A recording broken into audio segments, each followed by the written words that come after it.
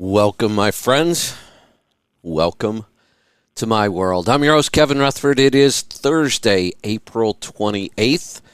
We are here live. The first hour is a free-for-all. We're going to open the phone lines right now, so start dialing 855-950-3835. The second hour today will be Rolling Toe. I'll be joined by Mike and Kevin Beckett, so stay tuned for that today. Phone lines are open. Go ahead and start dialing. I've got some things I want to talk about, and then we're going to get to your calls and questions. Anything goes. If you have a question, a comment, a topic, pick up the phone and join us. If you dial right now, I promise you'll get a line. All right, so I cannot believe the crazy market we are in today. What I mean by that is we are in territory we've never seen before in many ways. You know, at times we've talked about, well, okay, that's a record rate for that segment, or, you know, fuel prices are high or whatever. But we are setting records in every area that impacts owner-operators. From the record-setting rates just months ago to record-setting declines in rates. That's one area. We've set records on all-time highs for fuel prices, and they don't look like they're coming down. We just set another record that I've never seen, and I'm actually shocked by this number. For the first time ever, the average retail price of a used Class 8 vehicle pushed past the $100,000 mark. Now, think about this. This is the average. This is for all trucks being sold. So a 1990 white gets sold, that number gets thrown into this average. So the average just broke $100,000. 1 year ago today, it was $53,000. I can't even get my head around that, and I'm sure that most people, most owner-operators that got into business in the last year or are still getting into business do not understand what a disaster we are looking at here. Now, that's the average of all prices. The other number just really blows me away. The average price for a 3-year-old truck. A 3-year-old truck. So you figure it's probably, did they give me the mileage on these? They don't give me the average mileage for a 3-year-old truck. Let's just say it's going to be between 300 and 400,000 miles. It's where you could start seeing emission problems from fleets that don't spec their trucks right, drivers that don't drive their trucks right, and maintenance not being done on the emission system. This is about the time those problems will start hitting. The price for that truck right now is $152,000. I can't get my head around this. Rates are dropping. Fuel prices are through the roof. I don't see them coming down. Truck prices are through the roof. Parts are hard to come by and really expensive. Labor's hard to find to get somebody to work on your truck. I'm not sure what this is going to look like. You know, we started throwing around the term bloodbath. I'm not sure if that's strong enough. The one thing that could save this is if for some reason, and I don't know what that reason would be, we really don't see the pullback in rates that's possible. We could end up under $2 a mile for the average rate. If we end up there, I can't imagine what this is going to look like. But I don't think that most people who are getting into business now understand how big the risk is and how long the financial problem will follow them. So I'm just going to walk through a scenario here and then tell you what I think. No, what I absolutely know anybody who owns a truck and in business should know right now, or should be figuring out right now. So let's just start with somebody who, bought a truck in March. They're still selling, and honestly, 3-year-old trucks, that's almost a sweet spot for owner-operators. There's that attitude out there. They don't want older trucks. They want some warranty. Not that you really have much on a 3-year-old truck. If any, you might have some engine warranty. Probably not. But they're under this impression that the newer the truck is, the less it will break down, the less it will cost in maintenance. That really doesn't apply to a 3-year-old truck. You could spend an awful lot of money on maintenance on a 3-year-old truck that has not been taken care of and has been run hard. Trucks in the last 3 years have been run hard because there's been a lot of freight. It pays good, so people drive faster. All of these factors are coming together. Maybe we should just call it the perfect storm in trucking,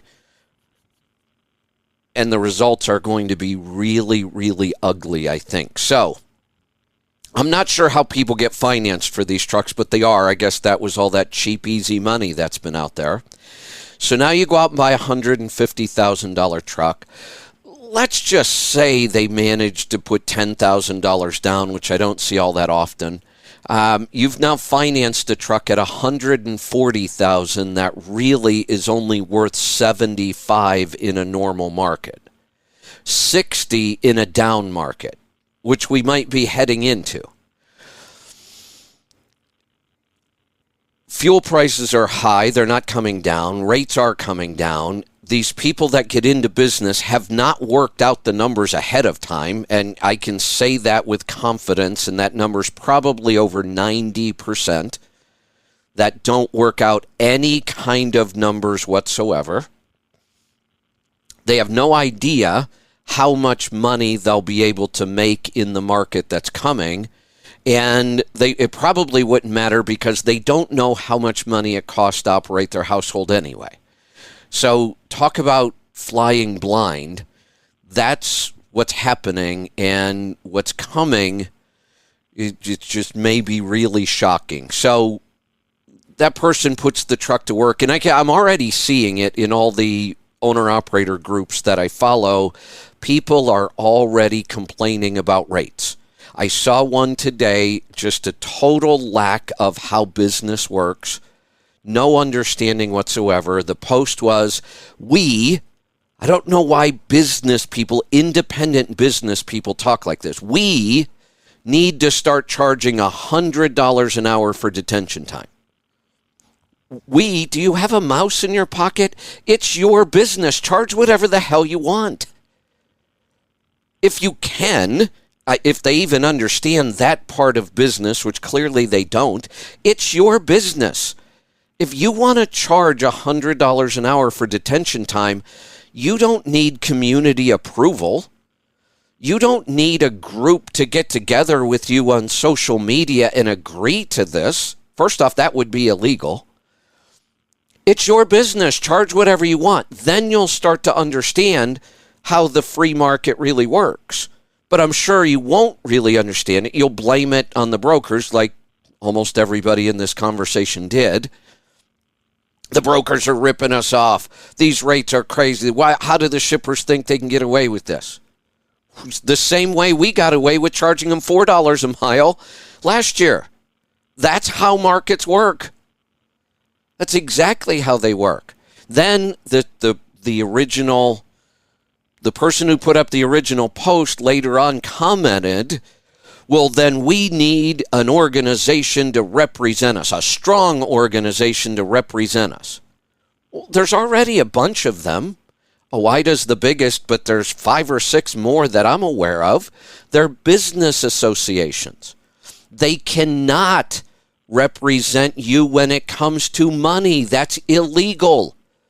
They couldn't go, now they could lobby Congress to create some sort of regulation about detention time. OOIDA tried that. I completely disagree with it.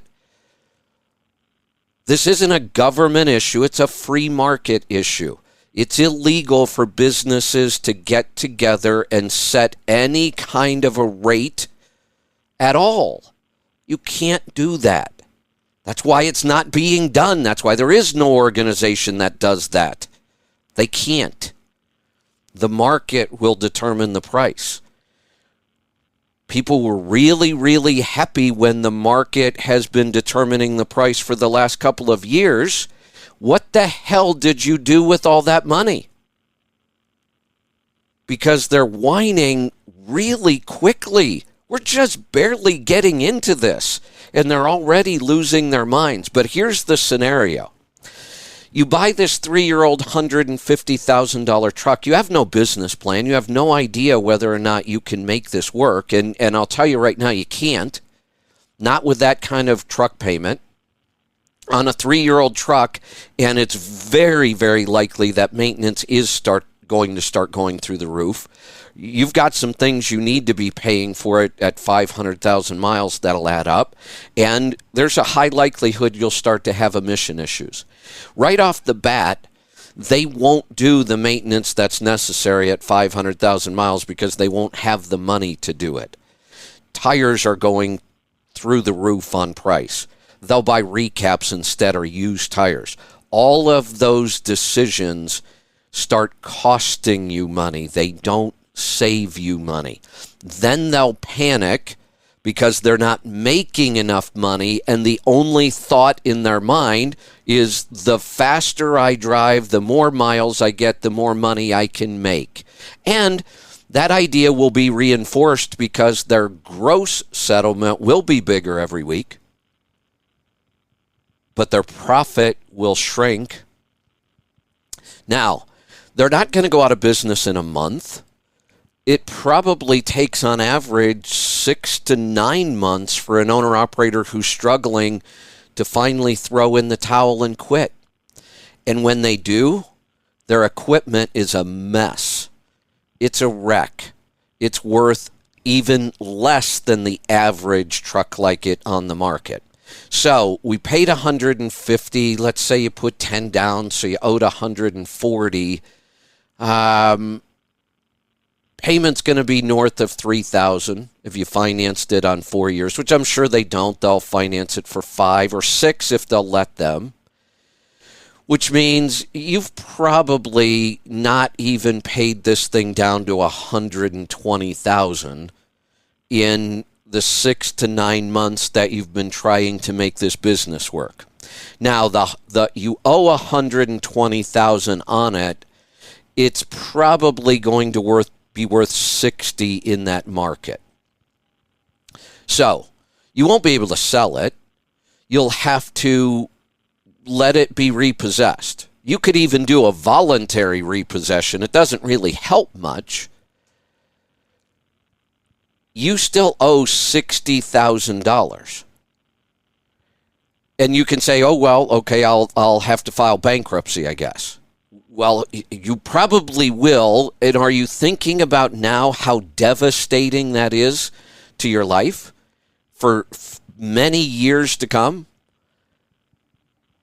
In some ways, maybe it's not that devastating. In some people, it forces them to live on cash. Maybe they'll learn something from that. But come on, think about it. You've got a family, you've got kids. Filing bankruptcy is devastating in many ways. You got to think about that before you get into business, and so many people are not. The last couple of years, we have seen here's another record numbers of new truck owners and record numbers of new authority. The people with authority, I think, are going to be even in worse shape if they don't figure out a better business model quickly as these rates start to tank. So now that's $60,000 to say, well, I'm just going to file bankruptcy. Okay. That $60,000 that you didn't pay back now becomes taxable income. Yes, taxable income. Depending on how much money you made in your business, it gets added to that. So it will put you in a higher tax bracket, and just 10% on 60,000, which it's going to be much more than that, but just 10% is $6,000 tacked onto your tax bill, which, by the way, I'm sure you haven't been paying your quarterly estimates in this scenario. So you could be easily, for an owner-operator who bought a truck in the last year or two and then starts to fail and then fails and files bankruptcy, it wouldn't be unusual for you to have a $25,000 tax bill. You can't wipe that out in bankruptcy. Then the interest and penalties start piling up. Now you're bankrupt. You can't borrow any money. The IRS will let you make payments for a very, very long time, which means the interest and penalties will keep going for a very, very long time. This one business decision that you made could haunt you for a decade and make your life miserable. It was all fun and games when the rates were high and everybody could go out and buy whatever truck they wanted to. It was all fun and games. It was great to say, oh, I stuck it to the broker today. The fun and games are over. It's time for the hangover. Now, for some of you, there might be a way out. And if I go through this whole thing and just one person listens to what I'm about to say, it will be worth it. For some of you, it's probably already too late. But you need to go through what I'm about to say to figure it out. Can you save this or not? I got to put some thought into this, but I might come up with some sort of a program to help people through this process. And yes, I'm going to charge you for it. But I might be able to save your business or save your personal finance or save your house or save your marriage if you do this early enough and you get aggressive enough with it. Here's what you need to do today. I would just, don't take the next load you think you should take. Just take the time off until you get this done. You need to get your personal and business finances in order down to the penny. You need to know where all the money you've made in the last couple of years have gone, and you need to know what you have for resources right now, what your expenses are. You need to get a handle on if you can even stay in business. Because here's the thing. If you did this today or took today, tomorrow, and the weekend, because it may take some people 3 or 4 days to figure this out, and you found out that there is no way your business model is going to make it through what's coming. And I think it's going to be pretty clear if you sit down and you do the numbers. You could still sell the truck and get out of this. That's the good news, but that is not going to last much longer. Those record prices we're talking about for March, we're in April now.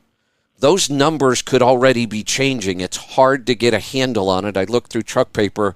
The prices are kind of all over the board, which might mean that they're already turning downwards. March may be the record. April may not show those kind of numbers. And I'm pretty sure May won't. Get your finances in order.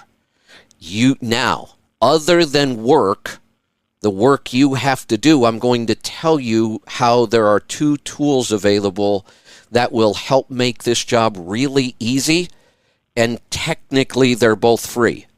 They're both free for what you need them for right now.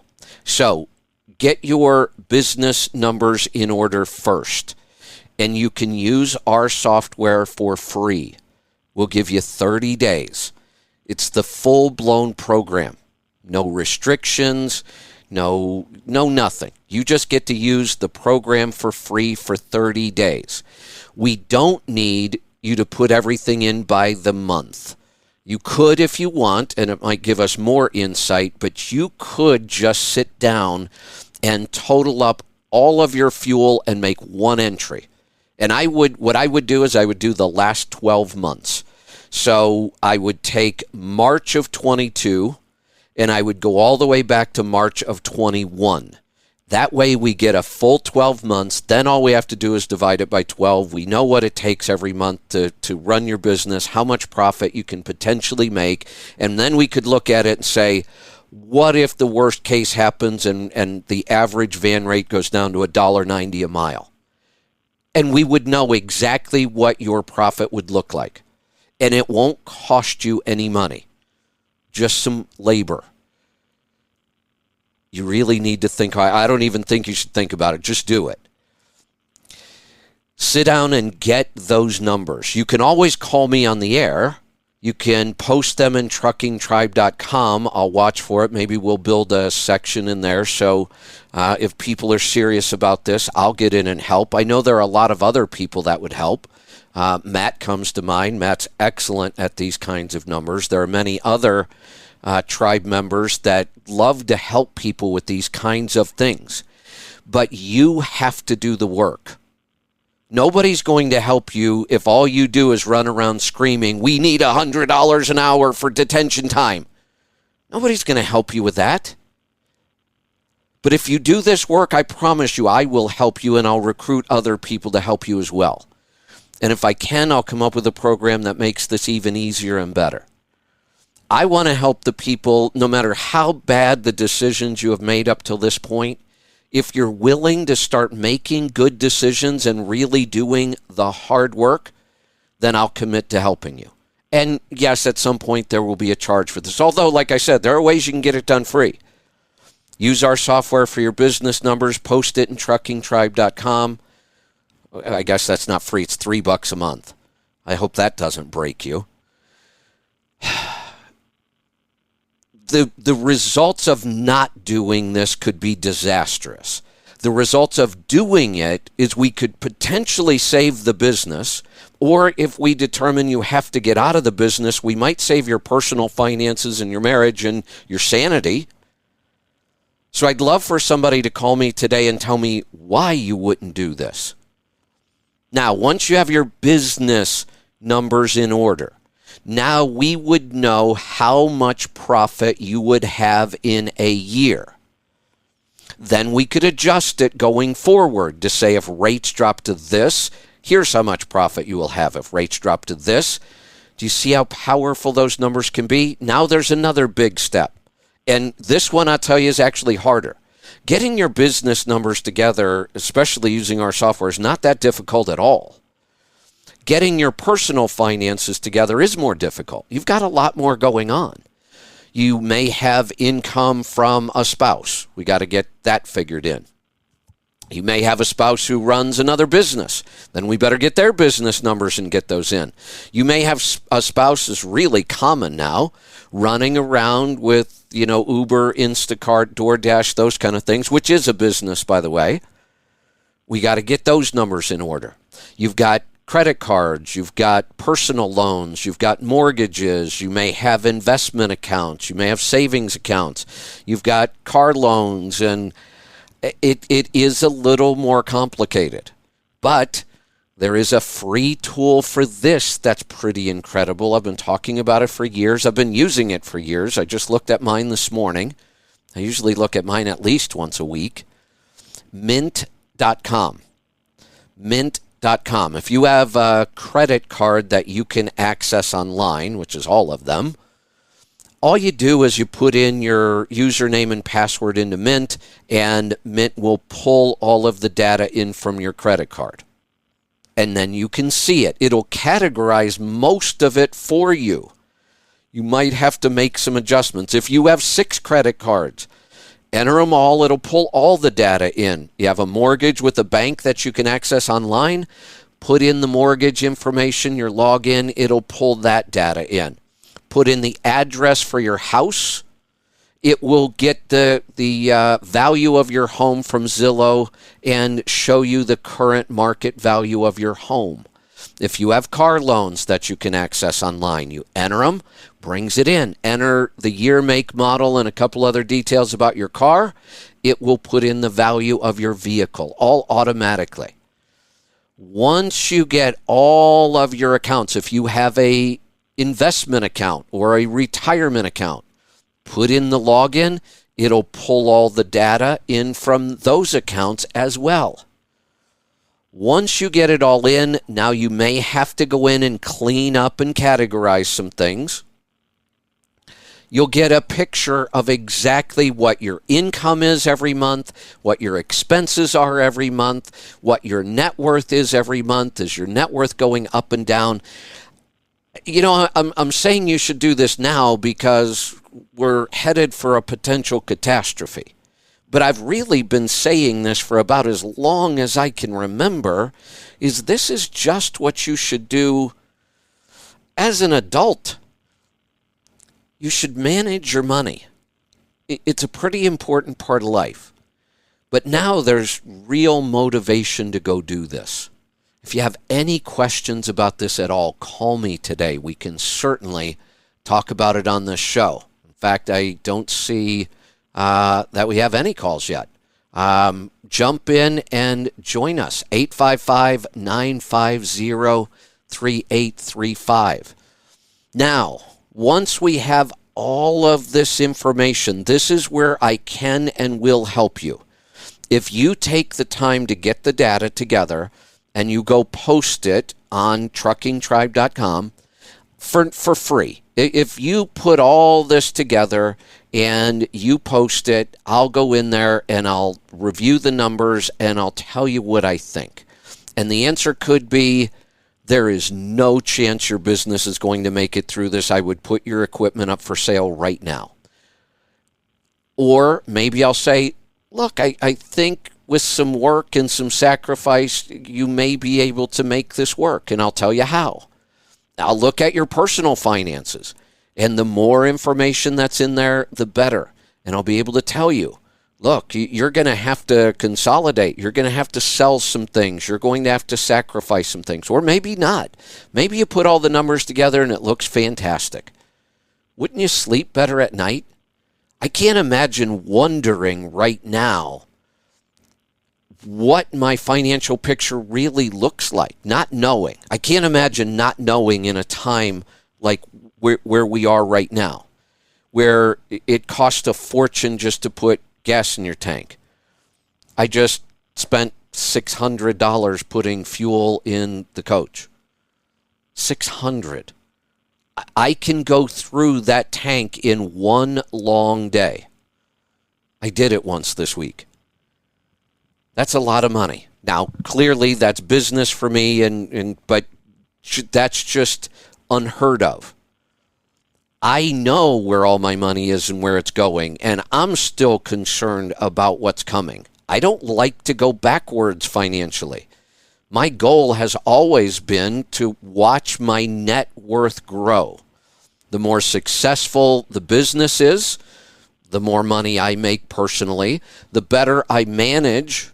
When I say I mean Lisa.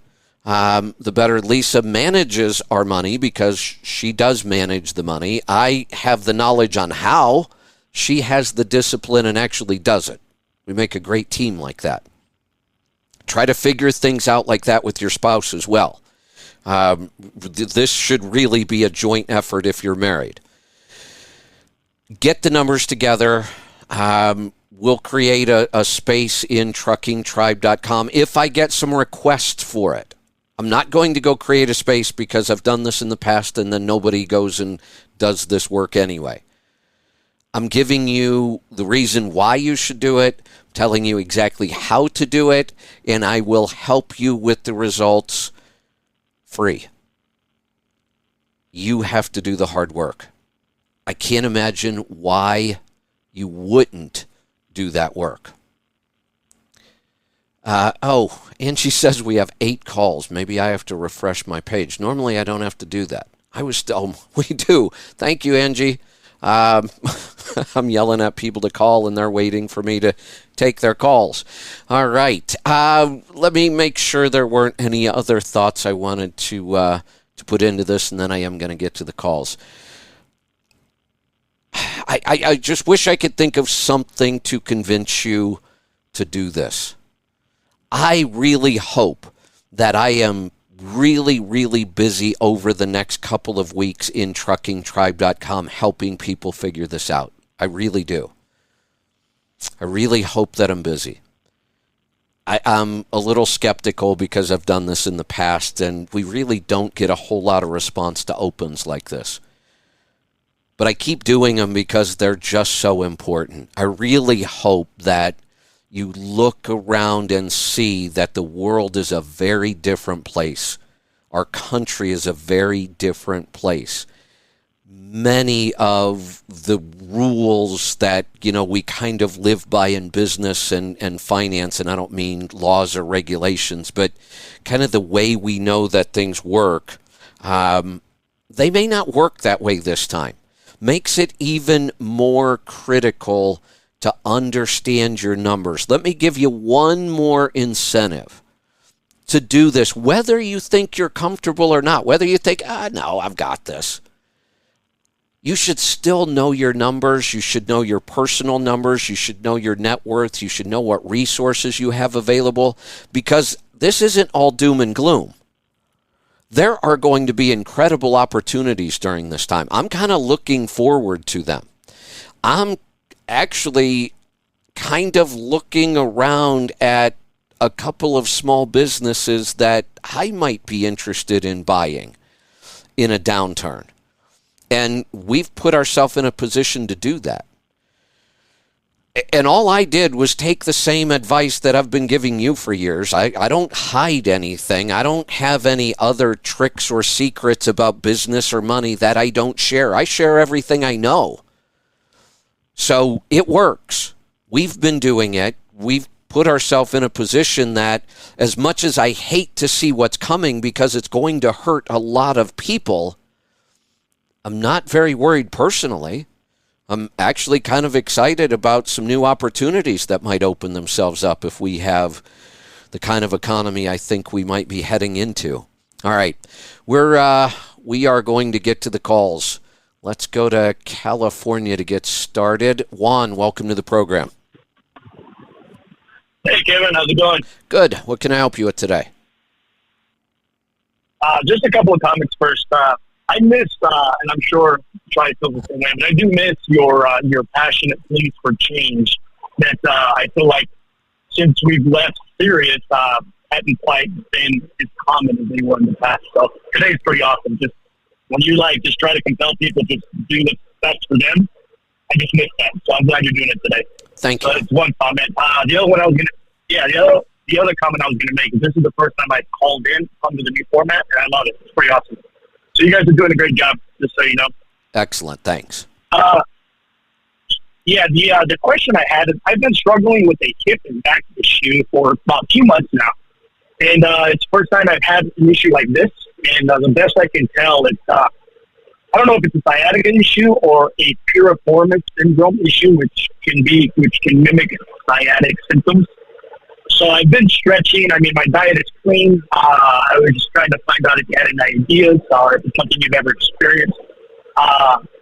If I'm warm and I'm working, I feel fine. But as soon as my hip area cools down, I just get extremely tight on the left side.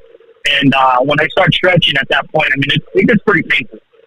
So I don't know if there's something I could do, or maybe, I don't know if it's my seat. I got a new truck a year and a half ago, and it started just 2 months ago, but it just seems like the ride on the seat isn't quite right. So I don't really know if you have any ideas for that. Yeah, that could be a part of it, although unless it really whacks out your seating position, we shouldn't experience a lot of pain like this. I mean, if we're experiencing pain that just is constant, either that seat is really, really whacked out, for you, or we've got something else going on physiologically. Have you ever been to a chiropractor? I do. I go pretty regularly. It's just kind of what I would call the fast version of chiropractor. It's called The Joint. So it's basically you get an adjustment, you leave. But they don't really do a full examination, so maybe I should do that next. I think I would. This is an issue that I really think a chiropractor can help you a lot with. Most chiropractors are really holistic. They do look at diet, nutrition, and they're not, going to just tell you, well, take some Advil and deal with it and try these exercises. I mean, sure. I would find a good full service kind of chiropractor that really doesn't just do adjustments and send you out the door. And look, I like chiropractors like that sometimes too. I had a guy, close to me in town where I actually loved it. He had no secretary, no appointments, no nothing. He was just open on these hours. You walk in, you gave him like $40 in cash. He did an adjustment. He adjusted whatever he wanted, and you walked back out.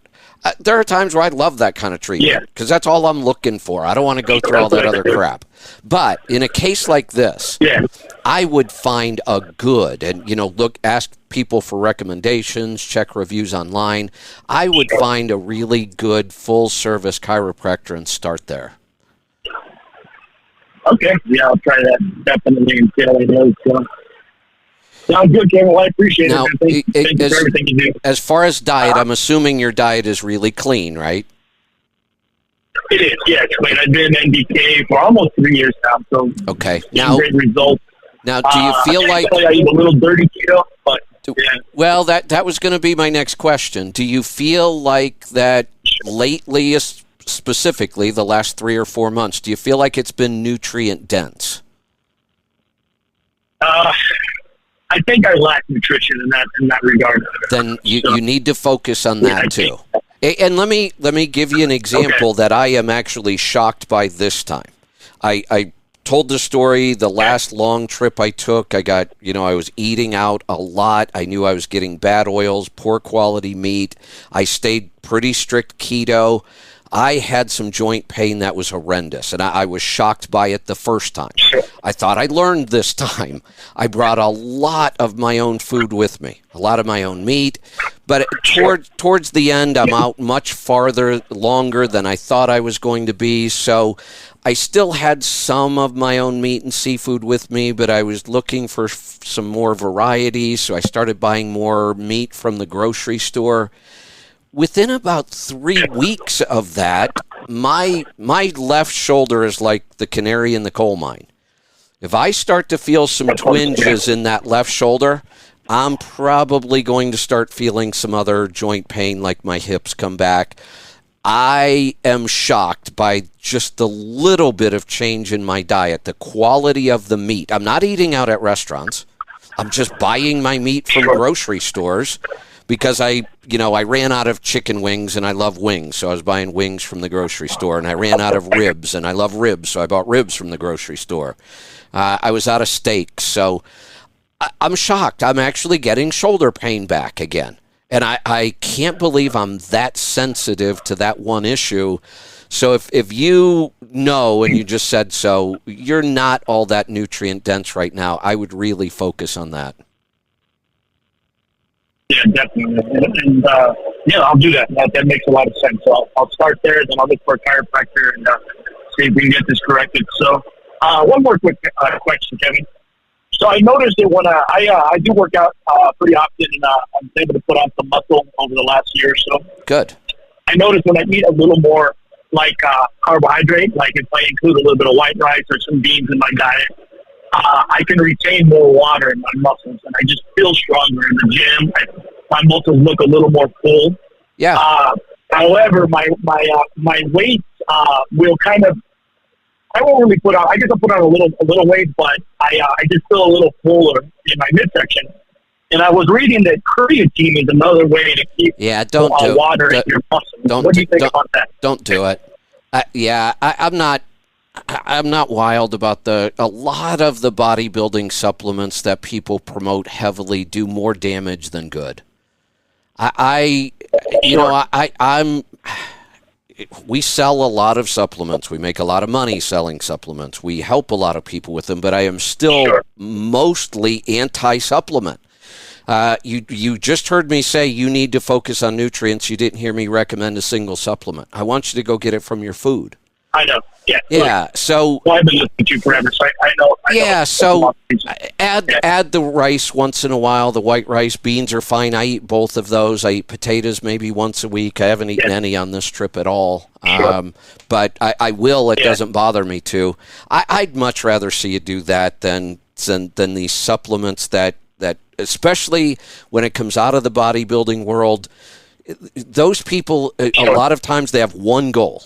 add muscle. They're not doing what they do for health.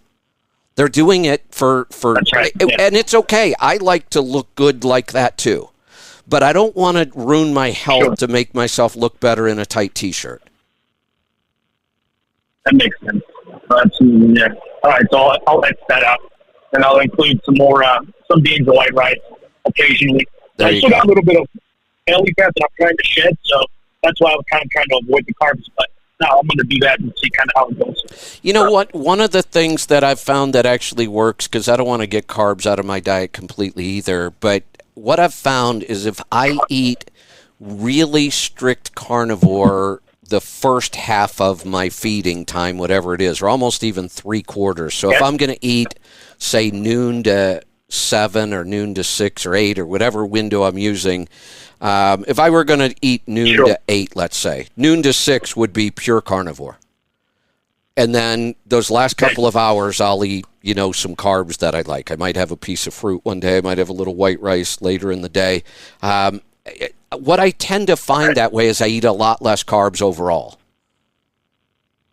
Sure. All right. I'll definitely try that, Kevin. I appreciate it very much. Sounds good. And I was cutting you off there before I said it, but hopefully you'll hear it anyway. Don't forget to load up on the fermented foods. I think that can play a big role in this as well. Let's head off to Ohio this time. John, welcome to the program. Yeah, I got a question about the Cardio Miracle. You said take one in the morning and one in the afternoon or evening. Yeah. I was reading a bottle, and it says if you do a protein-heavy diet, to take it after your meal instead of before. Is there a reason, or does that matter? There is a reason. I don't get too crazy about that. I mean, if it's easy for you to incorporate it in that way, then go ahead and do it. If it's one of those things where you say, look, I get up in the morning, I grab some breakfast, and it's carnivore, so that's heavy in protein. I get on the road and I start driving right away. Go ahead and mix it up in a container, a water bottle or whatever you can drink while you're driving, and then just sip it throughout the day. But I wouldn't get too crazy about, setting timers and when did I take it, when didn't I take it. And there are some reasons why, but I don't like a lot of rules. So, if it works for you to take it away from your meal an hour or two or whatever, well, go ahead. If it doesn't work all that well, then I'd still rather see you take it than not take it. All right. Yeah, I do the bulletproof in the morning, and then I just been sipping on that mid-morning. That'd be fine. Yeah, that's not going to be a problem at all. All right. And thanks for all your products. I mean, I just finally went S-Corp this year and did a complete in-frame, which almost paid cash for most of it. Excellent. Paid my taxes here a couple weeks ago with a check. Didn't have to charge it or do payments. And awesome.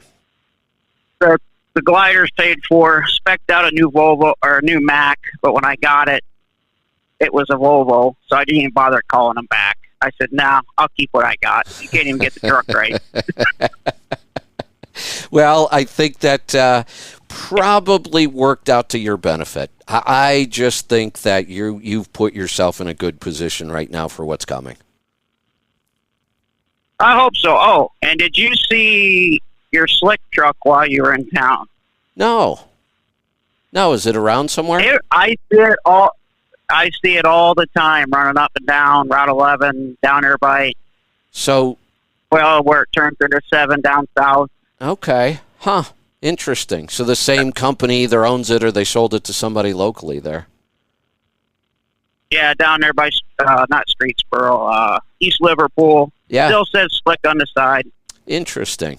Huh. No, I wish I would have. Good to know it's still around. I loved that truck. I thought that was a very cool truck. Yeah, I see it every once in a while down in that area, so. Good stuff. All right, thanks for the call. Right. I got a lot of them. Boy, I got to get through these. We've got Rolling Toe coming up today as well. Let's go to Buffalo this time. Steve, welcome to the program. Hey, Kevin. My question is about counteract balance beads and might be directed towards Mike a little bit later.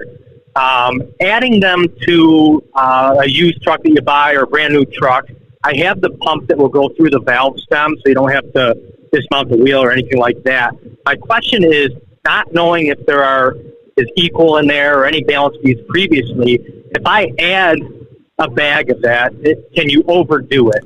Yes, you could. I've never thought about that question before.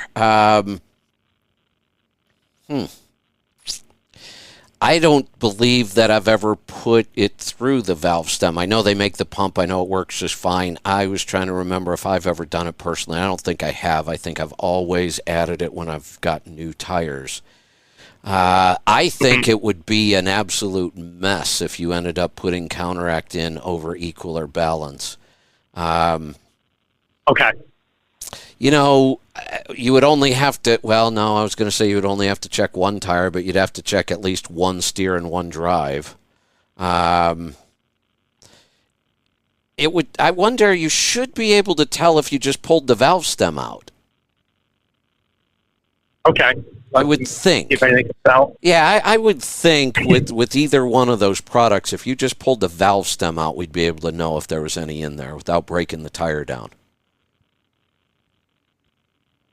Okay. From the factory, brand new, are they putting anything in? No. Freightliner?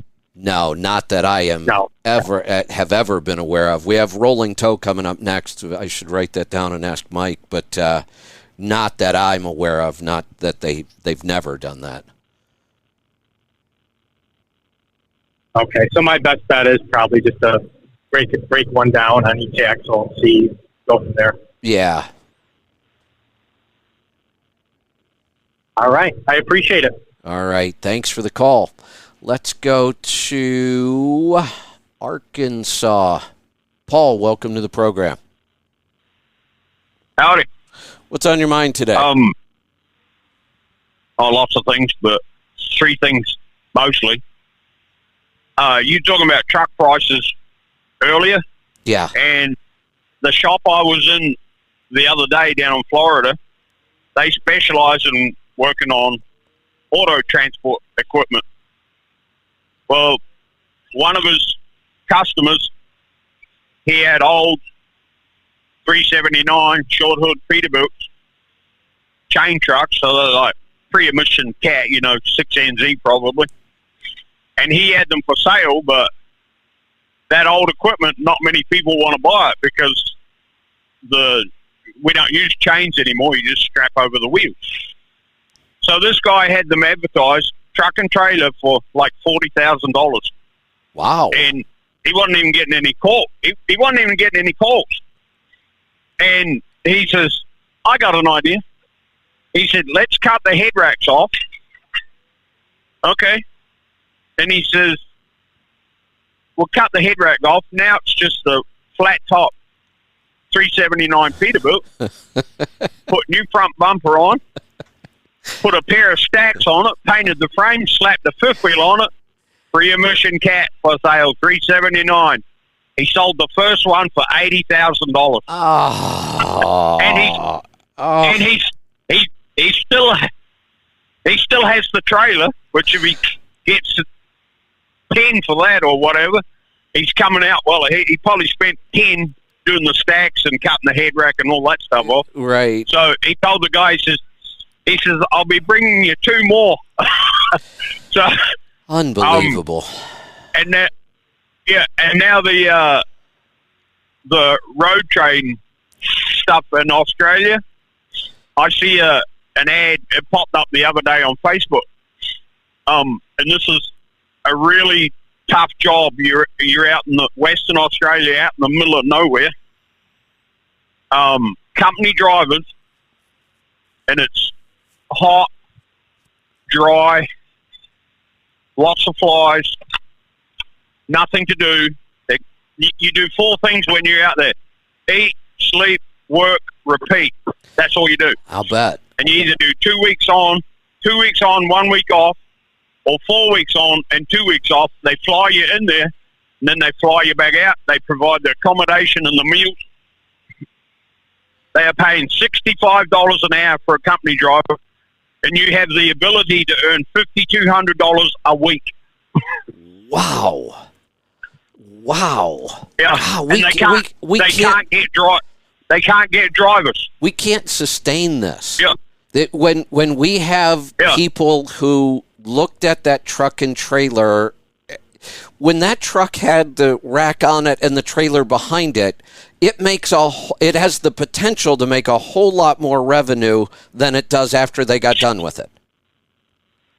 But yet people are willing to pay much more for it after they got done with it. That's what worries me about what's coming, because we have people many people in this business who don't seem to have a single lick of business sense anywhere.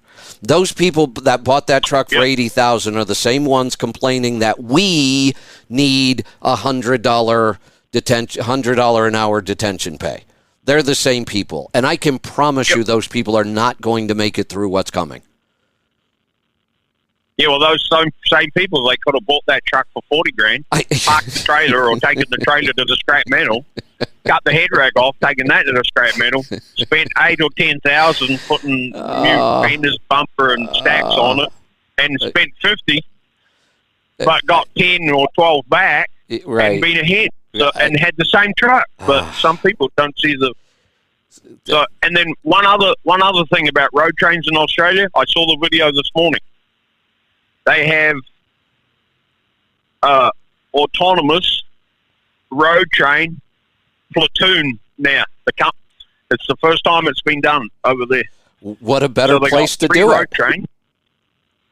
Well, it's out there in the middle of nowhere, and it's a closed off area. How much and can go they wrong? Can't get drivers. Nothing. Nothing, right? So you got the guy in the first truck, towing.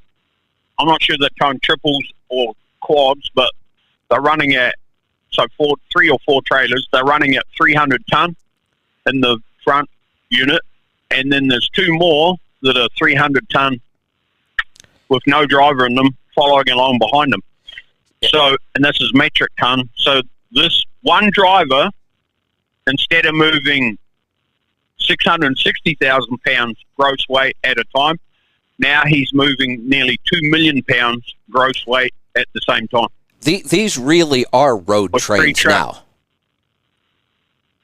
Yeah, and it showed the video, and they were like, they're probably 300 feet apart between. Wow.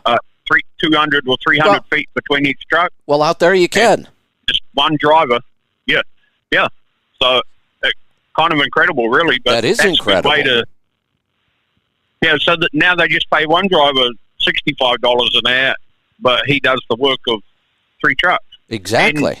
And they don't have it tips off the side. They use side tippers, so they never have to back up. So they just pull up, hit the button, and it dumps it off the side, and then they go back and there you get go. The next one. There you go. Yeah. So crazy stuff. All right, that's all I got today. All right, that's all I need. Thanks for the call. Let's go to Florida this time. Matt, welcome to the program. Good morning, Kevin.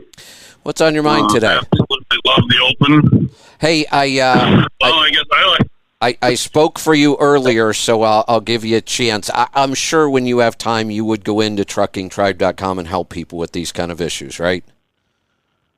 Oh, absolutely. And yeah, that's kind of my plan. I've been working harder than I want to the last couple of years, and when things slow down, I plan on, slowing down myself, and good. That's something I'm absolutely into, helping others. Good.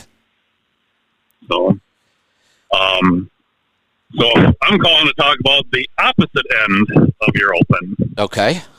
So I've talked before, about trying to maximize an individual 401k, which for 2022 is $61,000. And of course, the IRS has to make it extremely complicated. I may have found a different way of doing it. So there's 3 ways you can invest in retirement. Well, there's a lot more than that, but 2 main ones, either traditional or Roth. Those are the ones everybody knows about. Right. There's the third option, which is called an after-tax traditional. So it's basically like you're already, after you pay your taxes, then you can put it in as a traditional, which the reason for that is it allows you to completely ignore a lot of these limits and that the IRS has set in. It allows you to go all the way up to that maximum. So, as long as you have that much income. Which sounds kind of like a Roth, but I have to believe that that sounds too good to be true, that you don't get the same tax treatment as a Roth. Yep.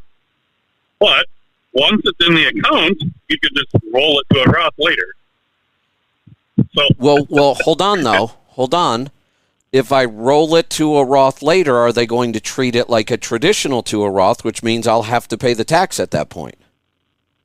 No. So you have to wait at least, I think what I'm reading is at least 2 business days from the day you make the deposit until you can convert it to a Roth. And that's pretty much for every account, I believe. So it's something about the paperwork process. And without getting too deep into the weeds here, because we'll lose everybody, this sounds to me like a giant screw-up by the government.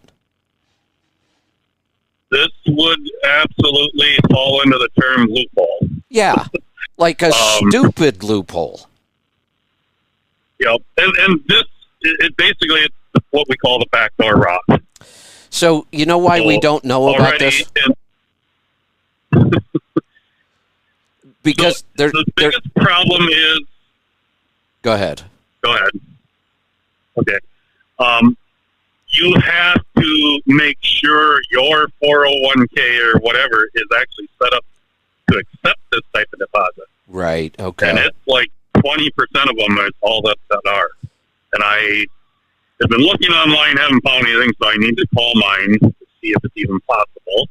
Or just start a whole new account because this is what I need. So yeah, technically you could put in, with funding an IRA of $6,000, and then the individual 401k of another $61,000, so a total of $67,000 in per year in retirement, with a $67,000 taxable income. Unbelievable. Could the government screw this up anymore? Well, they're trying to do away with it. Last year they tried to do away with the backdoor Roth. So the term in the news and the articles I've been reading are what's called a mega backdoor Roth. That's what they're calling this. Holy cow. One of the reasons we don't hear a lot about this, and for sure in our industry, is you're about the only person I've ever worked with in all the years I did this and talked about it that got to the point where you have maxed out everything you're allowed to contribute and you're looking for another way to contribute more. Yeah, because I want to get it in to a retirement, number one, and then, I want to do all the rollovers, no matter how it went in, do the rollovers to the Roth, so that, for the future. This is the other thing, too, they talk about for older people. They say, it's not really worth doing the Roth, but they're changing the rules on when you can start withdrawing money out of retirement accounts. They're going to push it to 65. That does not apply to a Roth. On a Roth, it only applies to the growth. Your actual money going in will always be able to come out at 59.5. Right. Are they also changing? Now you can borrow it. Are they also changing the rules on when you have to start taking it out? Not on a Roth, but on traditionals, them same rules will still apply. Well, yeah, I think they need to change those rules. If I can't take it out for 5.5 more years, then you should not force me to take it out for 5.5 more years either. So they should move that age to 75.5. I I don't know that one. But this is exciting news I just learned this week, and like I say, I got to do some more research and call my brokerage and make sure I can do it, but I'm going to keep everybody posted. Got it. All right. Well, yeah, I'd be interested. I didn't think there could possibly be anything more complicated about retirement accounts than I already knew, but this one pushes it right over the top. Yep.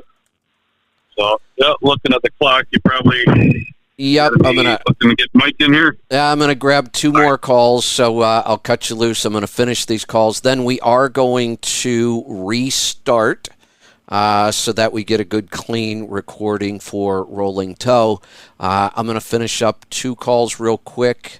We'll get another. We'll need 4 or 5 minutes to get the show set up, and we'll be coming right back with Rolling Toe, so don't go away. Let's go to Illinois. Shannon, welcome to the program. Morning. How are you this morning? Good. What's on your mind today? Well, I have got a solo 401k, Okay. which also has a Roth with it. And then I've also got an individual Roth, but in those I've got the S&P 500, the Admiral mutual funds, or the mutual fund in the Roth IRA, and then I'm investing in the S&P in the solo 401k and in the other Roth IRA that's with the solo 401k. Is there something different I should be doing? Nothing I can think of. I mean, I think that's pretty solid right now. And honestly, we are in such a crazy time. I don't know what to do other than not make any big decisions. It's just too weird right now. There's just I think you've got a great setup. I would just kind of ride things out. You don't need to be doing anything different. Okay. Yeah, I haven't. I've just got the one mutual fund, and then like I said, the 401k goes into an S&P, and then the Roth that's under the 401k goes into it. On my mutual fund, I just put money in every month, and then I have to transfer it over to the mutual fund. But I haven't been transferring a whole lot because of everything that's going on. Yeah, and I think that's good. We're in a time where it's better not to do too much. You know, you've got a plan. Okay. You've got the money going in. It's in a good place. I would just kind of ride things out for now. Okay. And then one other real quick question. When I listen to your show on the Let's Truck app, or through Let's Truck, it plays for about a minute or two, then it cuts off, and then I have to go back in and hit pause and play again. So the best... Do you know anything about that? I'm assuming you're in one of the tribes? Yes, trucking tribe. Yeah, ask the question there and tag Aaron. Okay. And the reason I say that is because this stuff is changing daily right now. The programmers are... This has been happening ever since you've come back over to doing this. For me, have you tried every once in a while I'll get to listen to a whole show, but most of the time I have to just keep it open and keep hitting play, or it just shuts off. Have you tried another browser?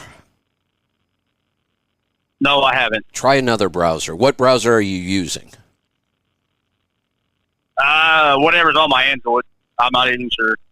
Okay, so you're using the browser on your phone.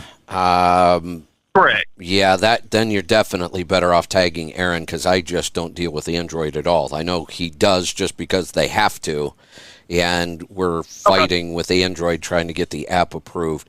You know, a lot of these issues are going to go away when we roll out our app, and then you won't have browser issues because it's going to be running through the app instead of a browser. But for right now, instead of me trying to figure out something that I haven't even dealt with at all, I would just tag Aaron, and we'll get you fixed up.